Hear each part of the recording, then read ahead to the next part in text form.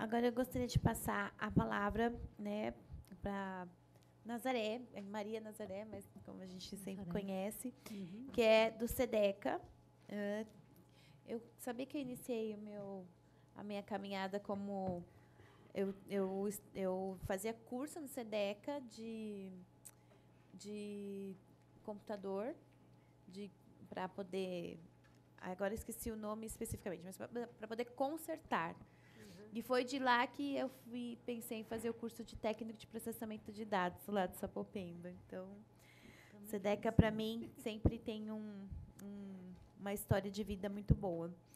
E ex-presidente do Conselho Estadual de Defesa da Pessoa Humana, do CONDEP, né, que, não sei se todos sabem, mas sofreu uma perseguição muito forte do Coronel Telhada, né, lá na Assembleia Legislativa, com a CPI, né, e não só o Coronel Telhada, mas toda a bancada, né, da bala foram para cima para tentar inviabilizar, né, o CONDEP, mas teve uma grande mobilização, né, popular, e a gente se assegurou, em que pese o tempo todo eles querem vir com outras coisas para poder criminalizar, que é o jeito tucano e de criminalizar os movimentos sociais. Então, muito obrigada, né? Seja muito bem-vinda. As pessoas que chegaram agora, a Miriam, que está ali do ladinho, ela está pegando as inscrições para a gente poder falar. Também tem a Ruth, que eu acho que se você pudesse falar um pouco também sobre a questão das mulheres, da política das mulheres que está em desafio. Eu queria até convidar você para sentar aqui com a gente na mesa, porque eu acho que faltou essa relação. Claro que a assistência é muito ampla, né? Mas a gente tem uma relação com a questão das mulheres, das políticas para as mulheres, que está nos preocupando muito. Nazaré. Só um parêntese aí, até antes de entrar no tema, o ataque ao CONDEP, ele continua, né? Agora, lá na Assembleia Legislativa, corre lá um projeto de lei que é para repensar a composição do CONDEP e acrescentar entre os conselheiros a Polícia Militar e a Polícia Civil, né? É o fim do controle social de direitos humanos, né? E a coisa não está boa para o CONDEP, não, viu? Precisamos reforçar um pouco ainda essa luta. Isso é só um parênteses, né? Eu gostaria, né, de falar depois da Regina e do Alain, é muito complicado, né? É um desafio, porque eles já falaram várias coisas que a gente gostaria de retomar aqui, mas eu gostaria de fazer algumas breves lembranças para a gente, né? Algumas coisas que talvez a gente não tenha prestado muita atenção no decorrer do processo, mas que também nos ajudam a pensar agora. A primeira coisa que eu gostaria de destacar é as condições com que o Dória foi eleito como prefeito na cidade. Ele foi eleito no momento de negação da política, né? Toda política é corrupta, todo político não presta, porque está todo mundo, eu quero novo, eu quero uma coisa diferente. E a negação e a criminalização da política, como a política sendo sempre o maior autor da corrupção, o maior autor da desigualdade, que ser política e discutir política não vale a pena, e a assistência social discute muito pouca política. Quando a gente começa a falar de política na assistência social, a gente sente todo mundo mexendo da cadeira, parece que é quase um assunto proibido em diversos momentos, em diversas áreas. Lógico que tem sempre aí o grupo de resistência, mas o Dória ele entrou nessa discussão do ápice da criminalização e negação da política como um instrumento de pensar a sociedade como um todo, de repensar um projeto de sociedade, um projeto comum para todos nós, né?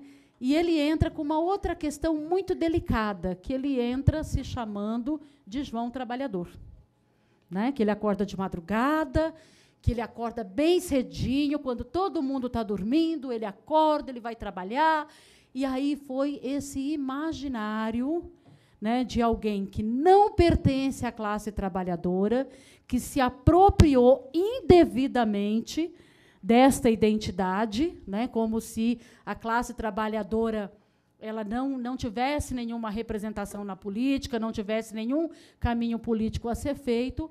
Ele entra como aquele cara que acorda de madrugada antes de todo mundo e vai trabalhar. E ele se coloca como um gestor, como um administrador, e não como a política, negando a questão da política como um instrumento do bem comum. Isso é gravíssimo, quando ele entra usurpando de uma categoria, de uma classe, né, se dizendo pertencer à nossa classe, quando, na verdade, nós não encontramos nenhuma identificação com o que ele representa, né? Então, e precisa ficar muito claro, o Dória não representa a classe trabalhadora. Ele é um grupo de empresários, de administradores, está num outro patamar, está num outro viés, numa outra categoria, numa outra classe que não a nossa. E ele se apropriou indevidamente dessa identidade para dizer que agora não é mais a política, é o gestor, é o cara novo que tem visão aí da gestão, né? Mas a gestão que ele faz é uma gestão privada, não é uma gestão pública, né? Então, isso, eu acho que é uma coisa que a gente nunca deve esquecer, né? Que o João Trabalhador, apesar de acordar cedo, né, segundo ele usurpou indevidamente da nossa identidade para chegar à prefeitura. Isso é usurpação da nossa categoria, da nossa identidade, daquilo que a gente construiu.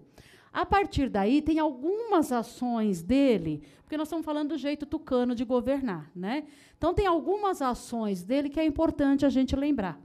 Como o João Trabalhador, aquele que acorda de madrugada, né, ele tem uma das primeiras ações dele, ele se veste de gari e vai para a praça. E pega a vassoura, junto com os outros trabalhadores, e inaugura, naquele momento, a cidade linda, né? Com a vassoura na mão, com o uniforme de gari, ele inaugura um outro processo, que é um processo da cidade limpa, e aí ele começa a dizer para a gente o que ele considera como cidade limpa, linda, né? Na sequência, e aí eu não estou estipulando prazo A, B ou C, ele começa também a entender a cidade linda como uma cidade que não tenha nenhuma expressão da cultura popular. E aí ele tampa aqueles grafites, que é uma manifestação cultural da periferia, que é uma alternativa de embelezamento da cidade no viés de como nós, moradores e participantes dessa cidade, entendemos e enxergamos, e taca cinza em tudo. E fica uma cidade acinzentada, sem as cores da periferia, sem as cores do nosso povo. Então, ele se veste de gari, inaugura a cidade linda, tampa os nossos grafites, coloca cinza em tudo, e depois ele se volta para uma terceira. São só as primeiras ações que eu estou trazendo aqui. E aí ele vai, né, nessa composição da cidade linda, ele tem a primeira intervenção com a população em situação de rua, que é fazer aquela gaiola, né, tampando as pessoas em situação de rua, ali debaixo da Praça 14 Bis. Então, eu tiro a cor da cidade, eu pinto de cinza, eu me visto de gari e vou varrer a rua, e eu tampo o povo pobre, dizendo para a gente de que cidade linda ele está falando e do que ele considera a sujeira, né? Então, a sujeira é o grafite, a sujeira é o povo da rua, a sujeira são inúmeras outras ações, a Cracolândia mostra bem as ações, e aí ele foi dizendo que cidade linda é essa do tal João Trabalhador, usurpador da nossa categoria. Eu nunca vou deixar de repetir isso, ele não é da classe trabalhadora, ele assumiu indevidamente a nossa identidade. E depois ele faz aquilo que de mais grave um gestor fez e que ele não poderia ter feito. Ele atacou os trabalhadores. E foi um ataque sem precedentes. Ele atacou os trabalhadores porque eu sou o trabalhador, mas o servidor não. Eu acordo primeiro com o servidor, é eu que abro a prefeitura, é eu que não sei o quê. E aí ele ataca os servidores dizendo, olha, vocês não sabem trabalhar e eu vou mostrar como é que se trabalha nessa cidade. Foi assim que ele elegeu o secretário da Assistência Social, o Felipe Sabará, que foi um dos secretários, acho que na história dos servidores, talvez você pode dizer se já teve uma situação tão dramática quanto essa, né? E ele não precisa ser e conhecer a pasta da assistência, basta ele gostar de pobre e querer levar o morador de rua para a casa dele quando ele era adolescente, né? E aí é essa pessoa que assume e é essa pessoa que diz para o servidor, vocês não sabem trabalhar e eu vou ensinar. E aí ele começa um processo, né, que ele quer ensinar o servidor que lutou, que ajudou a escrever a política da assistência social, desconsiderou os nossos saberes e, quando houve o enfrentamento, ele criou um serviço que ele tomasse conta lá na secretaria, desconsiderando os centros de referência, desconsiderando o Conselho da Assistência, desconsiderando, vocês não querem fazer do meu jeito? Não tem problema, não. Eu contrato o serviço e ponho aqui no gabinete, o serviço vai trabalhar do jeito que eu quero. E, assim, vários serviços entraram pela SMAD, sem passar no processo do Comas, sem passar por SAS, sem passar por CRAS, sem passar por CREAS, porque a metodologia dada era a metodologia daquele que sabe, porque nós não sabemos fazer, apesar de tantos anos de história e de trajetória no serviço público ou no serviço das entidades. Então, esse ataque à classe trabalhadora, e de modo muito particular, estou falando muito especificamente da pasta da assistência, que é o nosso tema, esse ataque ele foi cruel, porque, a partir disso, houve uma caça às bruxas e profissionais foram levados para áreas distantes de sua residência, ele precarizou os serviços, ele exonerou pessoas ficaram de licença e doentes. Ao mesmo tempo, ele também atacou as entidades sociais e os seus trabalhadores, e muitos trabalhadores da rede conveniada também foram expostos nessa trajetória, foram perseguidos, perderam seus empregos, entidades perderam convênios, foram exilados, né, para vários outros espaços. Então, isso é uma das coisas mais graves quando um gestor ele perde a parceria com o seu trabalhador e ele desqualifica ou desconsidera todo o trabalho que foi sendo realizado nessa cidade há muitos anos, que não está pior, porque a gente teve um momento da passagem da Aldaísio Sposati, da passagem dos governos mais populares de esquerda aqui nessa secretaria. Senão, a gente estava numa situação bem pior, a gente tem minimamente algumas coisas garantidas aí. Então, ao mesmo tempo que ele ataca os seus trabalhadores, ele começou um processo de perseguição ao controle social também sem precedentes. O que ele fez de perseguição ao Comas, desde desmontar toda a secretaria executiva e toda a assessoria técnica do Comas, a perseguição a conselheiros, tanto da sociedade civil quanto do poder público, né? E aí há de se destacar o papel importante da sociedade civil na pessoa da Fernanda, que, na época, estava na presidência do Comas e que foi, assim, perseguida duramente nesse processo. E aí, quando o Comas não vota o que ele quer, ele reformula, ele chama a organização, ele ameaça algumas, ele joga com outras, ele traz de novo à pauta o assunto que já estava superado no Comas, traz para a pauta de novo e obriga a aprovação. Foi assim que foi aprovado Criança Feliz, né, que é um projeto que vai contra toda a estrutura e toda a organização da política da assistência social. Então, a gente tem esse panorama na nossa cidade, um panorama de alguém que chegou, né, de alguém que destruiu, né, destruiu pessoas, destruiu potências, tentou destruir resistências,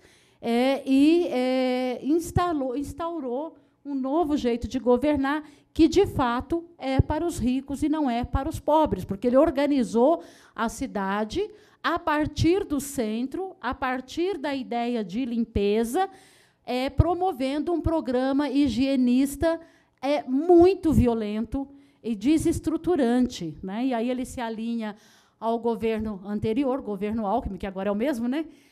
E aí começa aquela devastada na Praça da Luz, né? Inaugurando a internação involuntária, inaugurando a reabertura de hospitais psiquiátricos, né? E traçando toda essa desgraceira que a gente está vivendo, né? E vai precarizando os serviços, porque o serviço ele não tem importância para esse governo. O serviço é estratégico para a política de assistência social, é estratégico para a emancipação dos povos, e isso ele não quer, e isso não está de acordo com a proposta que ele trouxe, né? A continuidade do Bruno Covas é a continuidade do Dória, não mudou. Essa relação abrandou um pouco, mas não mudou, né? E o Dória, o Bruno Covas, ele vem na mesma linha, que é a linha da economia, né? Gente, nós estamos pressionados, o povo brasileiro está pressionado. Se não tiver reforma trabalhista, não vai ter aposentadoria mês que vem. Isso é falácia.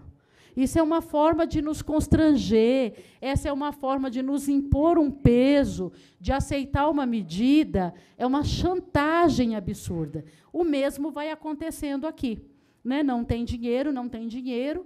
E eu gostaria, já quase indo para o encerramento, de dizer que algumas coisas vão nos custar muito caros. E eu estou repetindo uma coisa que eu falei lá em Parelheiros, né? Tem palma que a gente não pode bater, gente. Tem palmas que, se a gente bate palmas para algumas coisas, a gente se ferra. Eu estive com Bruno Covas lá em Parelheiros, e ele falando com as organizações sociais, e ele estava agradecendo as organizações sociais, porque com as organizações sociais ele consegue fazer muito mais por muito menos. E a organização social batendo palmas para isso. Essas palmas que a gente bateu lá, que a gente bateu nas regiões onde ele foi, isso está nos custando muito caro. Porque, uma vez que eu aprovo isso, eu estou dizendo, tire recursos, né? A gente consegue fazer mais por menos. E essa é a lógica da assistência. Eu valorizo muito a entidade que faz bingo, que faz venda de não sei o quê, que faz rifa, mas isso não é política pública. Eu não posso aceitar isso.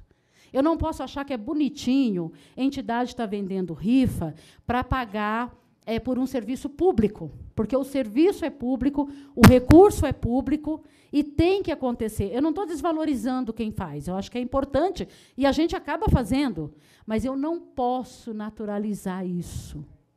Eu não posso aceitar isso como um critério, como uma coisa grandiosa. Isso é a pior coisa que nós podemos fazer, é precisar de rifa, precisar de bingo, precisar de festa junina, precisar de tudo isso para fazer uma ação que é exclusiva do poder público. Eu quero vender rifa para cumprir missão de entidade, para complementar a ação de defesa de direitos, para fazer outras coisas, mas não para executar a política pública, como, de fato, ele vem fazendo. Como a questão da cidade linda, como a questão da assistência não é uma questão para esse governo de estratégia de emancipação da população, ele trata a assistência como política de ajuda. E aí a gente começa a ouvir de novo, né, nas falas oficiais do governo, que a assistência social ajuda muita gente, né, que é preciso fazer mais com menos, porque ele precisa da nossa ajuda. E a palavra ajuda, ela vai substituindo a questão do direito, ela vai substituindo a questão da profissionalização, das nossas expertises profissionais, porque nós somos profissionais, né, com capacidade, com conhecimento específico, com habilidade específica para realizar as ações de assistência e de proteção social. Então, neste momento, A população de São Paulo não tem proteção social. Não tem. Porque, na medida em que está, na situação em que está, CRAS e CREAS, que são centros de referência, na situação em que está, os serviços executados pelas entidades, de uma forma tão precária, quase que inexistente, a cidade ela está sem nenhuma proteção social. As pessoas estão, nossas crianças e adolescentes não têm proteção, os nossos idosos não têm proteção, e o nosso povo, os adolescentes, as famílias, estão no momento de vazio social, de vazio de proteção. Apesar da nossa resistência, apesar da nossa luta, é importante que se coloque isso. Só não está mais desprotegido porque nós temos trabalhadoras e trabalhadores de resistência que vão mantendo algumas coisas na ponta. Mas, em termos de direito, não existe mais direito à assistência social na cidade de São Paulo. O que existe são propostas de ajuda. Né? Então, a gente está voltando ao primeiro damismo. Para quem é do assistente social, teve uma hora que eu achava que eu ia encontrar a Mary Richman ali na SMADS. Mary Richman, para quem não sabe, foi uma das primeiras assistentes sociais, lá na Fundação do Serviço Social, com as Damas da Caridade. Eu estou achando que eu vou encontrar essa mulher reencarnada em algum lugar, lá na secretaria, porque é isso que a gente está vivendo. A última pergunta, eu sei que eu já estou esgotando meu tempo, é que indicações a gente dá para o Partido dos Trabalhadores e para a bancada do PT?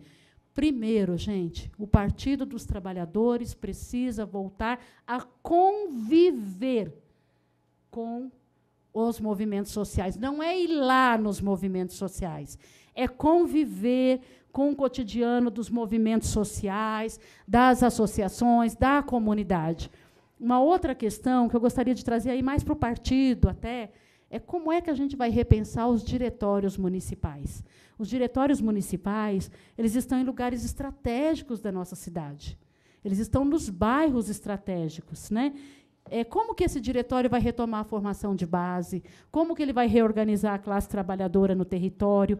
Abrir o diretório de volta para a comunidade. E, do ponto de vista, queria só reforçar, e agora é a última mesmo, é que a bancada do PT inicie um processo que eu acho, sabe, Juliana, Suplicy, Alfredinho, que é urgente, que é a construção da Lei Municipal do SUAS, a Lei de Proteção ao SUAS a nível de município. Eu acho que se a bancada, né, se juntar e estabelecer esse processo dessa construção de lei municipal, eu acho que a gente avança aí do ponto de vista da legislação. Obrigada, acho que eu passei um pouquinho, né? 30. Eu não sou a Regina. Isso é bom.